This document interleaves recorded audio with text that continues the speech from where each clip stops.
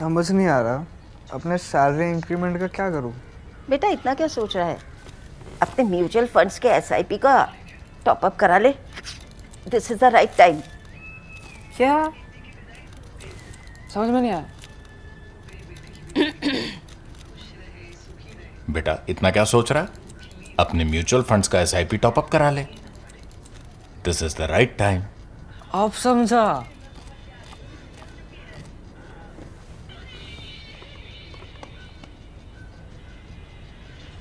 Mutual fund investments are subject to market risks.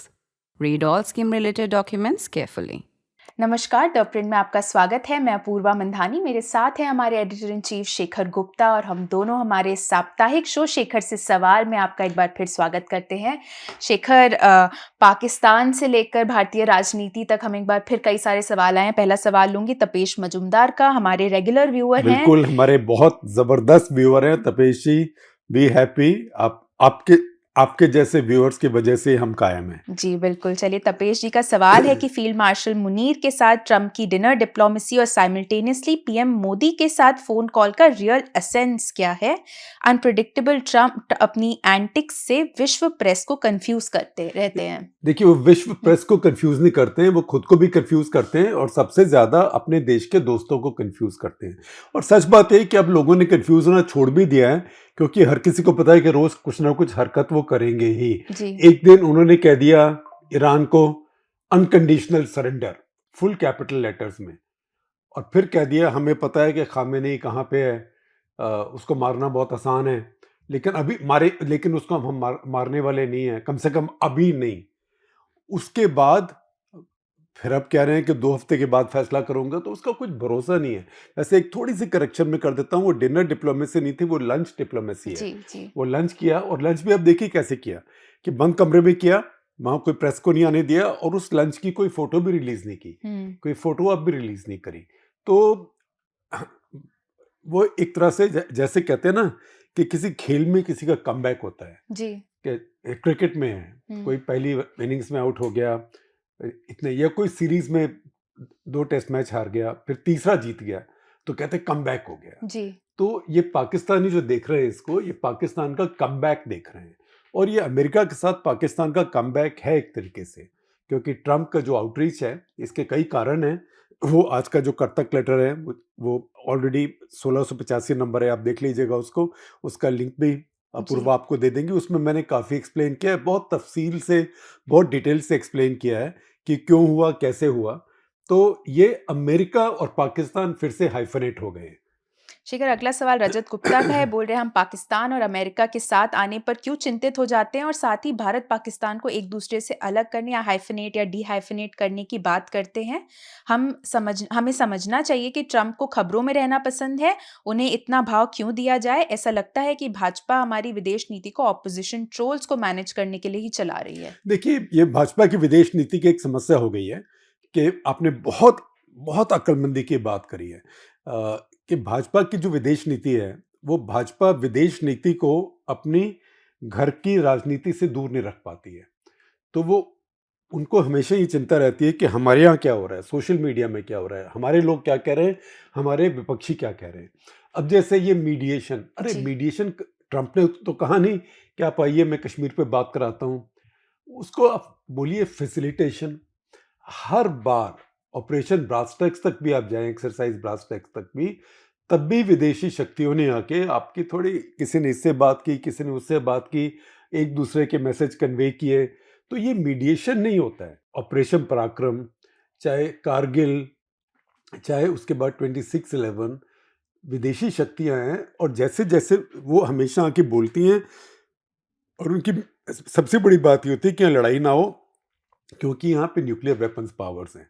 तो वो भारत को अब सूट करता है, क्योंकि भारत जैसे समय के साथ और बलवान हुआ है, तो ये विदेशी शक्तियां आके आके पाकिस्तान को भाषण देती हैं कि आप ऐसा मत कीजिए। भारत को इतनी चिंता नहीं होती, और भारत ने बहुत गेन किया है इस प्रोसेस में। इसमें अचानक एक तो ये बात है कि जब राहुल गांधी बोल पड़ते हैं किसी बात पे, तो मोदी सरकार और बीजेपी एकदम उसको रिएक्ट करती है। जी। तो एक तरह से वो राहुल गांधी को अपना एजेंडा सेट करने देते हैं। तो 25 साल से भारत ने इन्वेस्टमेंट करी है निवेश किया है अमेरिका के साथ ये नई रिलेशनशिप में, जिसे स्ट्रेटेजिक पार्टनरशिप कहते हैं, उसको सिर्फ एक डोनाल्ड ट्रंप के थोड़े से ट्वीट्स के लिए या थोड़े से इधर उधर स्टेटमेंट्स की वजह से, वो तो हर किसी के बारे में बोलते हैं, वो तो कनाडा को बोलते हैं 51st स्टेट। उसके बाद जिम कार्नी ने ये थोड़ा बोला कि आप बताइए G7 में जब तक आप ये नहीं कहेंगे कि हम एक प्रभुसत्ता संपन्न सॉवरेन कंट्री हैं, आप हमें 51st स्टेट कहना बंद नहीं करेंगे, माफ़ी नहीं मांगेंगे, ऐसे नहीं होता है। सबको पता है ट्रंप कहाँ है, लेकिन हम लोग थोड़ा सा बचपना करते हैं इसके अंदर, और इस बचपने का नुकसान भी हो सकता है। हालांकि अच्छी बात यह है कि ट्रंप के इस लंच के बाद भारत की तरफ से कोई प्रतिक्रिया नहीं हुई है, जो कि मैं कहूँगा कि एक बहुत ही पॉजिटिव चीज़ है। शिखर, अगला सवाल संकल्प का है। वो बोल रहे हैं, क्या ट्रंप बिग बॉस या बिग ब्रदर तड़का के साथ द अप्रेंटिस इंटरनेशनल चला रहे हैं, अनकंडीशनल सरेंडर और मैंने युद्ध रोक दिया, तनाव कम करने के ऑफ रैंप नहीं है, बल्कि ये आग में घी डालने के समान है। न तो पाकिस्तान के पास फेथफुलनेस का इतिहास है और न ही अमेरिका के पास, जिसका नेतृत्व अब मर्क्यूरियल ट्रंप कर रहे हैं। तो बोल रहे ये केवल समय की बात है कि ये मिलनसारिता, वो उनका एक इंग्लिश सेंटेंस है, इंग्लिश में ही बोलूंगी, बोल रहे हैं only a matter of time before the बोनहोमी goes Musk. ये उनका सवाल थोड़ा लंबा था, मैं छोटा कर हाँ, दिया। मैं समझ गया आप ये कहना चाह रहे हैं, जैसे मस्क के साथ हुआ वैसे जी, यहाँ पे जी। होगा। देखिए पाकिस्तान की सबसे बड़ी हमेशा एसेट क्या रहा है, वो पाकिस्तान की एक जियो स्ट्रेटेजिक लोकेशन है। तो 50 के दशक में पाकिस्तान को अमेरिका ने अपने अलायंसेस का पार्टनर क्यों बनाया, क्योंकि पाकिस्तान और रूस के बीच, रूस मतलब उस टाइम सोवियत यूनियन था, तो सोवियत यूनियन तो उज़्बेकिस्तान, ताजिकिस्तान, किर्गिस्तान वहाँ तक आता था। उसके बाद अफ़गानिस्तान था, जो कि एक बफर स्टेट थी पुराने ज़माने से ब्रिटिश एम्पायर में और या भारत में और रूस में। जी। तो उस बफर स्टेट में रशिया का इन्फ्लुएंस आता रहता था। उसे काउंटर करने के लिए अमेरिका ने सोचा कि वो एशिया में ना आ पाए, और ऐसे पहले ब्रिटिश पावर जो थी, इंपीरियल पावर, वो सोचती थी कि रशियन इन्फ्लुएंस इंडिया में ना आ पाए। तो ये जो रीजन था, जो पाकिस्तान था, उसके लिए इम्पॉर्टेंट हो गया। जियो स्ट्रेटेजिक पोजीशनिंग थी वो पाकिस्तान का एसेट बन गई। वो अफगानिस्तान के डिक्लाइन के बाद, तालिबान के वापस आने के बाद और अमेरिका को वहाँ से आतंकवाद का खतरा खत्म होने के बाद वो ख़त्म हो गई। तो पाकिस्तान की जियो स्ट्रेटेजिक जो एसेट था वो ख़त्म हो गया। जी। अब अचानक ईरान में इतना इंटरेस्ट हो गया, मिडल ईस्ट में इतनी बड़ी लड़ाई हो रही है, वो लड़ाई ईरान में हो रही है। ईरान के साथ पाकिस्तान का 904 किलोमीटर का बॉर्डर है, तो उस वजह से जो पाकिस्तान की लोकेशन है फिर से एक स्ट्रेंथ हो गई है। दूसरी बात, इसमें कई फैक्टर्स और हैं, जैसे वो क्रिप्टो में एक बिजनेस में घुसा लिया। डोनाल्ड ट्रंप का लड़का जो है डॉन जूनियर, उसका कुछ क्रिप्टो में बिजनेस है। जिसके साथ उसका बिजनेस है वो जैक विटकॉफ है। जैक विटकॉफ का जो पिताजी हैं, फादर हैं, वो डोनाल्ड ट्रंप के दोस्त भी हैं, रियल एस्टेट डेवलपर हैं न्यूयॉर्क के, और साथ में उनके स्पेशल एनवॉय, उनके स्पेशल दूत भी हैं, खास दूत मिडल ईस्ट के लिए और पुतिन के लिए भी। कई बार वो पुतिन के साथ बैठे रहते हैं। जी। तो उनका लड़का जैक विटकॉफ ने एक बिटकॉइन कंपनी शुरू की, क्रिप्टो कंपनी शुरू की। पाकिस्तान का एक नौजवान है बिलाल बिन साकिब, उसको भी मिला लिया कि वो बहुत बड़ा विज़किड है क्रिप्टो के अंदर, टेक के अंदर। जो बिलाल है, ये पेशावर कोर कमांडर का दामाद है। तो इन सब ने मिलकर सोचा कि विटकॉफ दोस्त है ट्रंप के लड़के का, उनका आपस में बिजनेस है, तो इसको पकड़ते हैं। तो उनको बुला लिया और पाकिस्तान के साथ बहुत बड़ी एक क्रिप्टो टाइप डील अनाउंस कर दी और बोला पाकिस्तान में क्रिप्टो माइनिंग होगी, 2000 मेगावाट पावर भी, बिजली भी हमने एलोकेट कर दी, वगैरह वगैरह वगैरह। और हमारे यहाँ क्रिटिकल मिनरल्स भी बहुत हैं, वो जब मिलेंगे तो वो भी अमेरिका के साथ हम डील कर लेंगे। तो इस तरीके से एक रास्ता बनाया। दूसरा रास्ता जो उन्होंने बनाया वो अमेरिका में लॉबिंग करके बनाया। तो कुछ लॉबिंग में पाकिस्तानी बिजनेसमैन, वो लोग पैसा देते हैं, अमेरिका में पैसा देके भी लंच डिनर वहाँ होते हैं। तो ये सारे काम किए गए। लेकिन जो अगर स्ट्रेटेजिक तरीके से देखें तो ट्रंप का जो इंटरेस्ट है, ट्रंप को पाकिस्तान से ट्रेड भी कर ले तो बहुत कुछ मिल नहीं सकता। पाकिस्तान की ट्रेड अमेरिका के साथ 7-8 बिलियन डॉलर ही है। इंडिया, भारत के 200 बिलियन डॉलर है। पाकिस्तान दे क्या सकता है अमेरिका को? पाकिस्तान के पास इस समय इतना IMF वगैरह से लेने के बावजूद करीब 10-11 बिलियन डॉलर का फॉरेन एक्सचेंज रिजर्व है। भारत के पास 700 बिलियन डॉलर का है, तो कोई मुकाबला नहीं है। लेकिन पाकिस्तान की लोकेशन है, अब मान लीजिए अमेरिका को इराक में अपनी एयरफोर्स भेजनी पड़े, ग्राउंड ट्रूप्स तो नहीं भेजेंगे, अपनी एयरफोर्स भेजनी पड़े, और कल को एयरफोर्स का जहाज़ कोई शूट डाउन हो जाए या कोई एक्सीडेंट हो जाए, जहाज़ तो जहाज़ है, फाइटर प्लेन्स हैं, और पायलट वहाँ उतरना पड़ जाए, तो उस पायलट को कौन लाएगा वहाँ से? तो अमेरिका कहीं इंटरवीन करने ऐसे नहीं जाता है जब तक उसको आसपास कुछ गारंटी ना हो या कोई तरीका ना हो कि हम यहाँ से अपने लोगों को निकाल पाएंगे।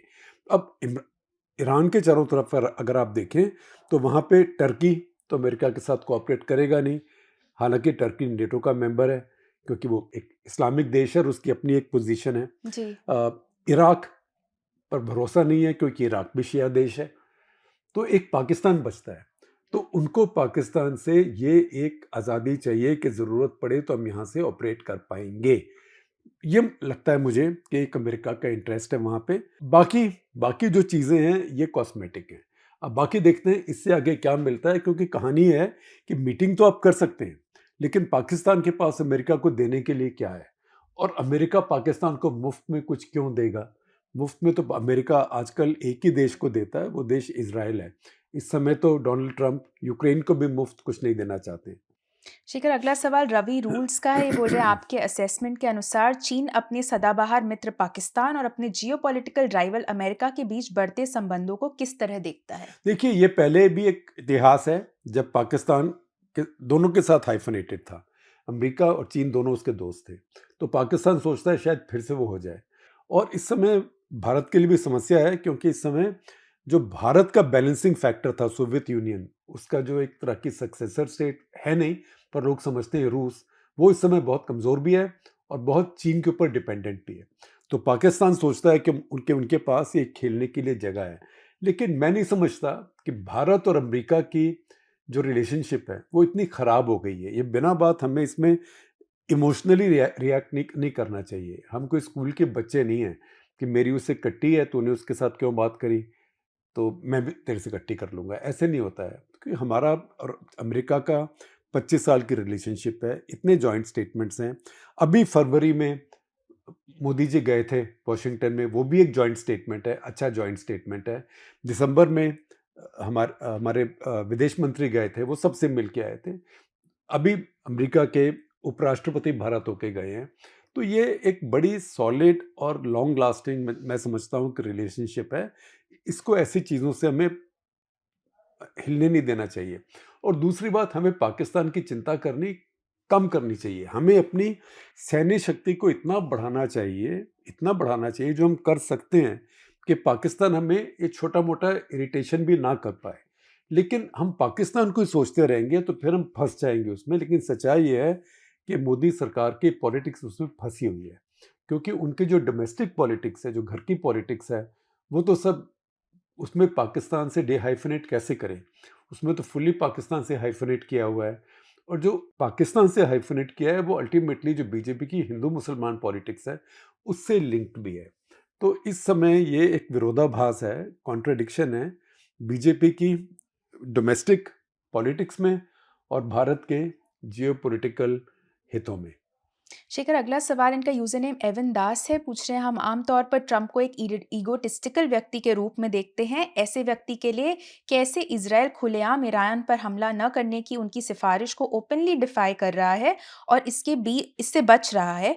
क्या अमेरिकी प्रशासन में इजरायली लॉबी इतनी मजबूत है? यह निश्चित नहीं है कि इजराइल अमेरिका द्वारा नियंत्रित है या अमेरिका इजराइल द्वारा नियंत्रित है। ये बात बहुत बार कही जाती है, लेकिन देखिए जो मिडल ईस्ट है ये एक बहुत इम्पॉर्टेंट एरिया है दुनिया का, और मिडल ईस्ट में इतना तेल है और तेल के अलावा इतनी इस्लामिक पावर भी है।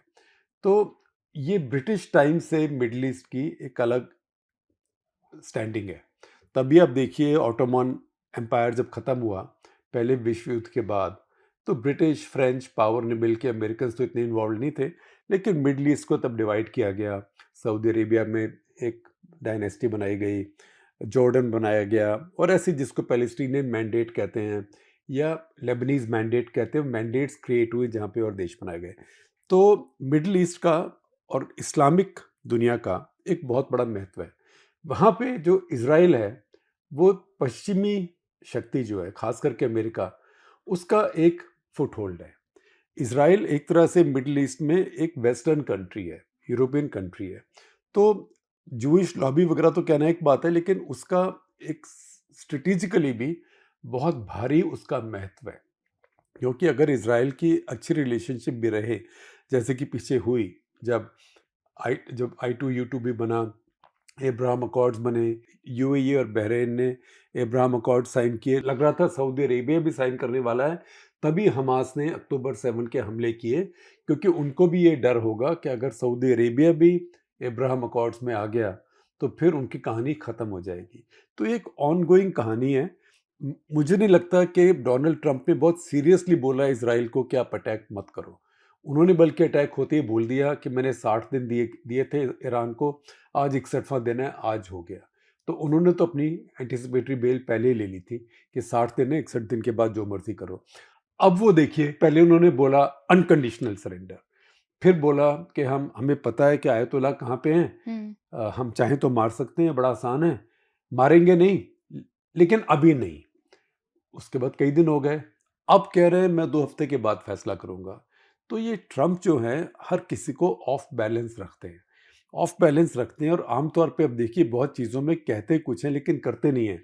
इसलिए वॉल स्ट्रीट जर्नल ने उनके लिए एक नया नाम बनाया है, टैको, TACO। तो वो कहते हैं विल ट्रंप एक्ट और विल ट्रंप टैको। टैको का मतलब ट्रंप ऑलवेज चिकन्स आउट। हाँ, और बार बार ट्रंप कहते हैं I don't chicken out, I don't chicken out, लेकिन वो हर चीज़ में चिकन आउट तो करते ही हैं। तो अगर आप मुझसे पूछते हैं तो बहुत कम इस बात का लाइक्लीहुड है कि ट्रंप और अमेरिका डायरेक्टली इसमें इन्वॉल्व होंगे, इसीलिए 2 हफ्ते कहा है। लेकिन जैसे ट्रंप अनप्रिडिक्टेबल है, क्या भरोसा, कह दिया 2 हफ्ते लेकिन कल ही कुछ कर दें, क्योंकि उस आदमी के कहने और करने में कोई मेलजोल नहीं है उसके।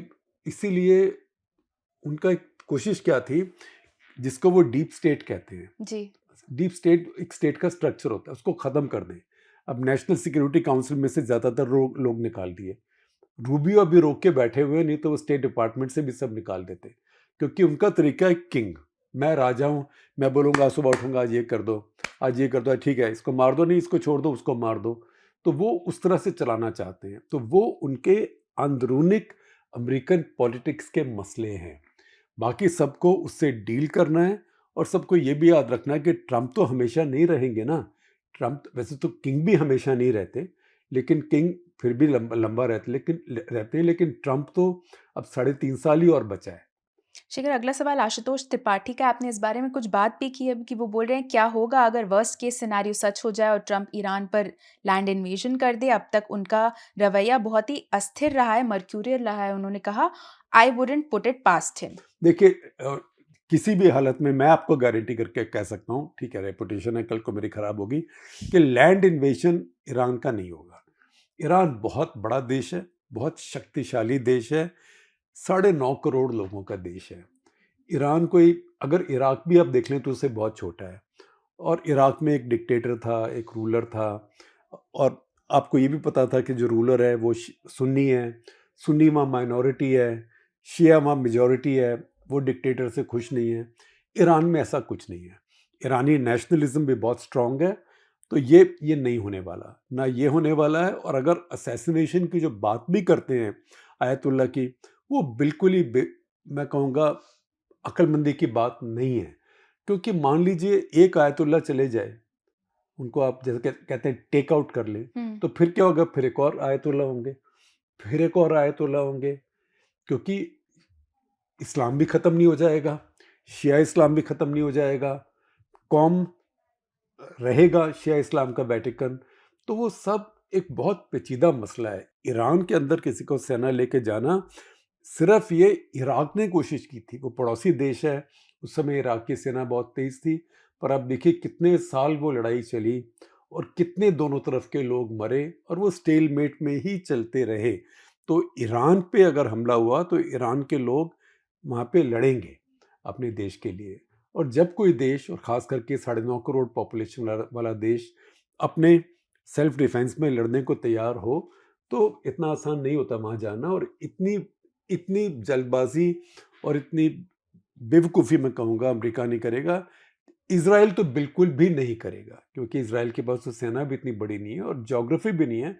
इज़राइल से 2000 किलोमीटर है दूर ईरान, तो लैंड इन्वेशन की बात मैं अभी नहीं सोचता हूँ।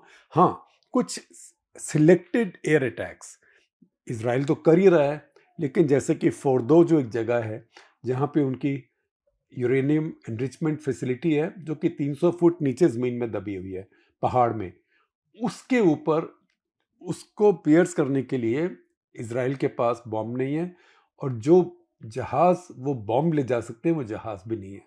वो B-2 बॉम्बर है, जो अमेरिका के पास में मेरे ख्याल 20 या 19 हैं, और एक ही बॉम्ब है जिसको GBU-57AB बोलते हैं। उसके ऊपर हमारी एक रिपोर्टर जवेरिया राना ने एक बहुत अच्छा वीडियो किया है, वो भी आपसे शेयर जी। करेंगे, पूर्व आप देख लीजिएगा। तो वो गाइडेड बॉम्ब यूनिट, GBU का मतलब होता है गाइडेड बॉम्ब यूनिट, और करीब 13-14 टन का ये बॉम्ब है, और ये पियर्स करके जाता है, तो वो सिर्फ अमेरिका के पास है। तो अगर अमेरिका उसमें एक रोल अदा करे कि वो 2-3-4 बॉम्बर वहाँ भेज दे सिर्फ उस फैसिलिटी के लिए, तो ज़्यादा से ज़्यादा ये हो सकता है, पर ये करने से पहले भी अमेरिका 500 बार सोचेगा, क्योंकि ईरान एक बहुत मजबूत देश है और ईरान की बहुत फॉलोइंग है दुनिया भर में। ईरान पे हमला करना इतना आसान नहीं है, और चीन और रूस ने ऑलरेडी वार्निंग दे दी है अमेरिका को इसमें इन्वॉल्व ना होने के लिए। शिखर, अगला सवाल अनुभव सक्सेना का है। पूछ रहे ईरानियों को थियोक्रेसी क्यों पसंद है? ये एक सब्जुगेटिव कॉन्सेप्ट है और उन्होंने एक व्यक्ति के हाथों में पूरा नियंत्रण दे दिया है। ईरानी लोग सिर्फ एक व्यक्ति की इतनी पूजा कैसे कर सकते हैं और उसकी सत्ता की लालसा को कैसे नहीं समझ सकते हैं? देखिए, ईरान के सब लोगों को थियोक्रेसी पसंद नहीं है। ईरान के काफ़ी लोगों को थियोक्रेसी पसंद नहीं है। जी। हमें समझना पड़ेगा कि थियोक्रेसी वहाँ सत्ता में क्यों आई। वो सत्ता में इसलिए आई क्योंकि पहले ईरान में चुनी हुई सरकार थी। 1953 में अमेरिका और ब्रिटेन ने मिलकर उस सरकार को गिरवा दिया। तो देखिए, जब द्वितीय विश्व युद्ध खत्म हुआ तो सबको पता था ईरान है, यहाँ पे इतना तेल भी है, और ब्रिटेन की कंपनीज, ऑयल कंपनीज वहाँ पे काम कर रही थी, वहाँ से तेल निकाल रही थी। तो तब ईरान में एक प्राइम मिनिस्टर बने, उनका जल्दी ही असैसिनेशन हो गया, क्योंकि वो ऑयल कंपनीज का राष्ट्रीयकरण करना चाहते थे, तो ब्रिटेन को सूट नहीं करता था। उसके बाद मोहम्मद मुसद्दिक बने। ईरान में कम्युनिस्ट पार्टी बहुत स्ट्रांग थी, उसको टुडे पार्टी कहते हैं, तो उनका सबका व्यू ये था कि नेशनलाइज करना चाहिए। तो मुसद्दिक ने भी नेशनलाइज करने की कोशिश की, तो उनको अमेरिका और ब्रिटेन ने मिलके, CIA और MI6 ने मिलके बहुत बड़ा ऑपरेशन किया। सब डॉक्यूमेंटेड चीज़ें हैं और डिक्लासिफाइड हैं अब तक। उनकी सरकार गिरा दी गई, और फिर शाह ऑफ ईरान वहाँ पे, जो पहले ही थे शाह, जी। पर अब पूरी सत्ता, पूरी पावर उनके हाथ में आ गई। उनके पास एग्जीक्यूटिव पावर जो पहले प्राइम मिनिस्टर के पास थी वो ख़त्म हो गया। अब शाह जो थे वो खुद बड़े ज़बरदस्त डिक्टेटर बन गए। कितने बड़े डिक्टेटर बने, उन्होंने अपनी सीक्रेट सर्विस बनाई, सावाक बोलते थे। वो इतनी ख़राब थी कि वो गेस्टापो के हिसाब से ख़राब थी। अपने नागरिकों को टॉर्चर करना, परेशान करना, तो लोग उनसे बहुत नाराज़ हो गए। उनसे नाराज़ हुए तो उनके खिलाफ फिर बहुत ज़ोर से मूवमेंट हुआ। उस मूवमेंट में लेफ्ट के लोग भी इन्वॉल्व थे, लेकिन सबसे ज़्यादा उसमें इस्लामिस्ट इन्वॉल्व थे। तो आयतुल्ला खुमैनी को उन्होंने 60-61 के आसपास कभी देश निकाला दे दिया।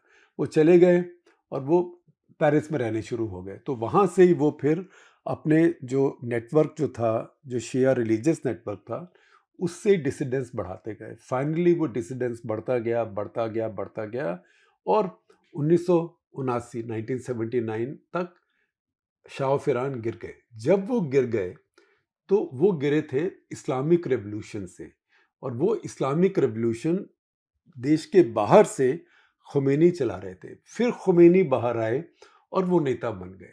उसके बाद ईरान में इलेक्शन होने शुरू हुए, जिसमें एक प्रधानमंत्री बनता है, कई आए कई गए, कुछ सत्ता उसके पास, कुछ पावर उसके पास रहती है, प्रधानमंत्री, प्रेसिडेंट, लेकिन असली पावर ये हमेशा आयतुल्ला के पास रहती है। तो ये वहाँ सिस्टम बन गया है। जी। अभी भी बहुत लोग हैं जो थियोक्रेसी को पसंद नहीं करते हैं, इसलिए आप देखिए बहुत बार प्रोटेस्ट होती हैं, महिलाओं की प्रोटेस्ट भी होती हैं कि वहाँ जी। कंपलसरी हिजाब है, नहीं पहनो तो सज़ा मिलती है।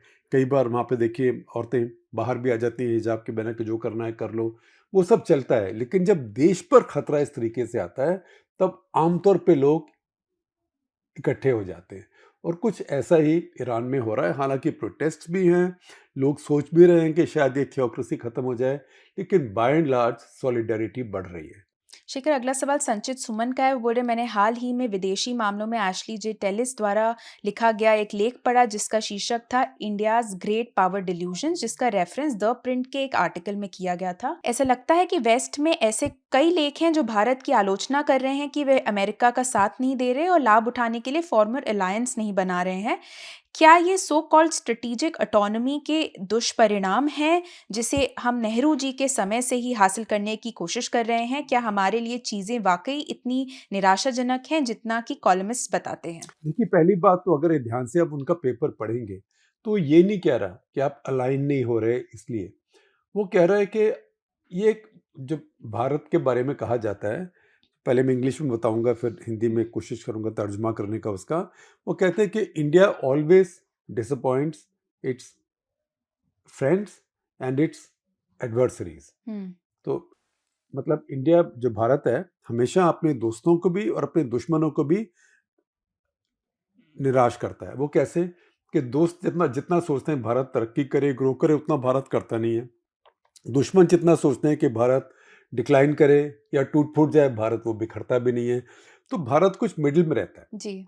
तो ये पेपर आप ध्यान से पढ़ेंगे तो ये नहीं कि भारत को क्रिटिसाइज करते हैं, ये सब लोग अमेरिका को भी क्रिटिसाइज करते हैं क्योंकि ये एकेडमिक हैं, स्कॉलर्स हैं। हमें हर चीज़ को प्रो और एंटी के नज़रिए से नहीं देखना चाहिए।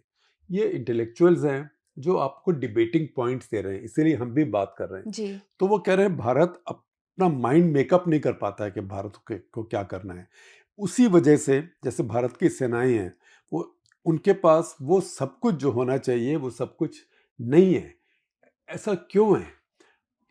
ये सिर्फ हमारी गलती है क्योंकि हमारा सिस्टम ऐसा है कि हम समय से फैसला नहीं कर पाते हैं। और वही जो समय से फैसला नहीं कर पाते हैं और थोड़ा सोच के हर चीज़ को फूंक फूंक के कदम रखना, वो हमारी विदेश नीति में भी है। तो विदेश नीति में हर समय वही मौका आपके लिए खुला नहीं होता। कोई कोई जंक्चर ऐसा आता है जब आपके पास मौका होता है, उसको कहते हैं कि सीज द मोमेंट, जिसको जी। मेरे ख्याल स्पेनिश में कहते हैं कार्पे डिएम। हम्म। तो आपको वो मोमेंट सीज करना होता है। वो भारत कई बार कर पाता है, कई बार नहीं कर पाता है। तो उनका जो आलोचना है वो ये भी है कि भारत की एक छवि है कि वो लिबरल देश है, डेमोक्रेटिक देश है। तो वहाँ पर डाउन स्लाइडिंग है भारत की, बैक स्लाइडिंग है। और उसकी वजह से भी जो उनके पश्चिमी देशों में जो भारत के फैंस हैं, वो इस समय भारत से परेशान हैं मोदी सरकार में। तो उसको अगर आप मोदी सरकार के सपोर्टर हैं तो आप कहेंगे ये तो भारत की आलोचना है। लेकिन मैं कई बार देखता हूँ लोग कह रहे हैं वो तो एक डेमोक्रेटिक पॉलिटिशियन है, डेमोक्रेटिक पार्टी के हैं। वो डेमोक्रेटिक पार्टी के नहीं हैं, वो इफ़ एनीथिंग वो रिपब्लिकन पार्टी के हैं। वो तो रॉबर्ट ब्लैकविल जब एम्बेसडर थे बुश के समय में, तब उनके सलाहकार बन के इंडिया में आए थे। तो वो तो पॉलिटिकल अपॉइंटमेंट थी उस टाइम में। तो वो एंटी इंडिया भी नहीं है और प्रो डेमोक्रेट भी नहीं है। लेकिन रिपब्लिकन पार्टी में भी जो पुरानी इस्टेब्लिशमेंट है वो भी ट्रंप से परेशान है क्योंकि वो सोचते हैं कि ट्रंप जो इस समय फॉरेन पॉलिसी चला रहे हैं वो रिपब्लिकन पार्टी की फॉरेन पॉलिसी नहीं है। तो इस आर्टिकल को बहुत ध्यान से पढ़ना चाहिए, उसके ऊपर डिबेट करनी चाहिए। उससे आप डिसएग्री करिए, वो ठीक है, लेकिन साथ में ये समझिए भी, थोड़ी गहराई में जाइए कि वो क्या कह रहे हैं और क्यों कह रहे हैं। उसके बाद आप फिर से उनसे डिसएग्री कर सकते हैं। शेखर, अगला सवाल आदित्य का है। वो बोल रहे हैं आपके अनुसार क्या कारण है कि चिराग पासवान एनडीए के साथ गठबंधन में होने के बावजूद अकेले बिहार चुनाव लड़ने का फैसला कर रहे हैं? क्या आपको लगता है कि ये फिर से भाजपा की एक रणनीति है ताकि बिहार में राजनीति पर नीतीश कुमार जेडीयू की पकड़ को और कम किया जा सके ताकि वे राज्य में अपना खुद का सीएम बनाने का सपना पूरा कर सके? देखिए, जो भी है ये कोऑर्डिनेशन जो उनकी बीजेपी के साथ रहेगी। मुझे लगता नहीं कि बीजेपी के खिलाफ खड़े होंगे, अभी तो बहुत समय है। जी। तो वो एक तरह से अपने आप को पोजीशन कर रहे हैं और वो सोचते ये भी हैं कि कल को देखिए अपने आप में उनकी मेजॉरिटी आएगी नहीं, तो ये सोचते हैं। और बीजेपी के साथ बीजेपी अभी उनका ये वायदा भी नहीं करेगी कि कल को अगर हमारे गठबंधन की मेजॉरिटी आ गई तो आपको चीफ मिनिस्टर बना देंगे। तो अपने आप को पोजीशन कर रहे हैं जी। कि उनका भी चीफ मिनिस्टर बनने का चांस रहे, क्योंकि नीतीश तो लगता नहीं कि अगली बार चीफ मिनिस्टर बनेंगे। मैं नहीं कह रहा कि असंभव है, पर लगता नहीं। अगर वो नहीं बने तो बीजेपी के पास कौन है? और बीजेपी के पास कोई नहीं है सूटेबल, या बीजेपी को अपना कोएलिशन चलाने के लिए कुछ चाहिए, तो उसमें चिराग पासवान का मौका बनता है, क्योंकि वो बाहर रख के थोड़ा सा उनको ये फ़ायदा है कि मान लीजिए कि चुनाव नज़दीक का होता है, बीजेपी को 10 कम है या तेजस्वी की पार्टी को 20 कम है, तो वो किसी के साथ भी फिर समझौता कर सकते हैं। क्योंकि देखिए रामविलास पासवान, उनके बारे में किसी ने कहा था कि आप तो टमाटर की तरह हैं, जो हर तरकारी में, हर सब्जी में, हर डिश में, मीट की हो, चिकन की हो, हर हर हर चीज़ में जाता है, आप हर सरकार के साथ हो जाते हैं। तो एक समय था 25-30 साल, जब ये लगता नहीं था कि भारत में बिना रामविलास पासवान के कोई सरकार बन सकती है। तो चिराग पासवान वही सोच के अपने आप को पोजीशन कर रहे हैं, जो मेरी समझ है। बाकी जब डीके सिंह बात करने आएंगे, वो आपको ज़्यादा समझाएंगे। शिखर, आखिरी 2 सवाल लूँगी। आकांक्षा गुप्ता पूछ रही हैं कि क्या आप प्लीज़ एचडीएफसी बैंक में क्या हो रहा है इसके बारे में बता सकते हैं? लीलावती हॉस्पिटल ट्रस्ट द्वारा लगाए गए आरोपों के बाद, जिसमें एचडीएफसी बैंक के वर्तमान सीईओ द्वारा धन के दुरुपयोग या मिसअप्रोप्रिएशन ऑफ मनी का आरोप लगाया गया है। देखिए, मैं इसके बारे में ज़्यादा नहीं जानता हूँ, मैंने कुछ-कुछ पढ़ा है इसका फाइनेंशियल पेपर्स में, लेकिन मैंने देखा नहीं, मुझे लगा नहीं कि फाइनेंशियल प्रेस ने भी इसको बहुत सीरियसली लिया है। जी। और वो एलिगेशंस देखें, तो कुछ इस लेवल के लगते हैं कि एचडीएफसी बैंक इतना बड़ा बैंक है कि उसका सीईओ सिर्फ इतने अमाउंट के लिए, और वो भी ट्रस्ट के पैसे, कुछ जिसको कहते हैं ना कि वो कुछ बात जुड़ नहीं रही है मेरे को, और वहाँ कुछ कंट्रोवर्सीज भी हैं ट्रस्ट में। तो मैं इसमें ज़्यादा बोलना नहीं चाहूँगा क्योंकि मुझे समझ नहीं है, लेकिन उसके बाद मैं ये कहूँगा कि एचडीएफसी बैंक जो है, उसकी रेपुटेशन अच्छी है, उसके मैनेजमेंट की रेपुटेशन अच्छी है। तो अभी कोई इतनी बड़ी बात मुझे समझ नहीं आई, और फाइनेंशियल प्रेस से भी, और फाइनेंशियल प्रेस ये नहीं कि सभी को कोई काबू कर लेगा, उसमें कई वेब के भी ऑर्गेनाइजेशंस हैं, तो मुझे लगता नहीं कि इसमें इतनी बड़ी कोई बात है। बाकी अब देखते हैं रिजर्व बैंक ऑफ इंडिया वगैरह इसको क्या बोलता है, क्योंकि अल्टीमेटली वही रेगुलेटर हैं हर बैंक के इंडिया में। शिखर, आखिरी सवाल आज का लूँगी नचिकेत का। वो बोल रहे हैं, मैंने हरदीप सिंह पुरी को इंडियन ओशन में ऑयल और गैस रिजर्व्स की संभावनाओं के बारे में बात करते हुए सुना। इस तरह के महत्वपूर्ण घटनाक्रम को किसी मीडिया ने कवरेज क्यों नहीं दिया? इस पर आपकी क्या राय है? देखिए, वो सारे मीडिया में वो खबर रही है कि हमारे को अंडमान में गायना साइज एक मिल गया है, गायना के बहुत ऑयल मिला है, और उनको भी वो ऑफशोर ही मिला है, गायना को भी समुद्र में ही है, ये भी समुद्र में कह रहे हैं। और फिर वो कह रहे हैं हो सकता है वहाँ और कई गयाना हो।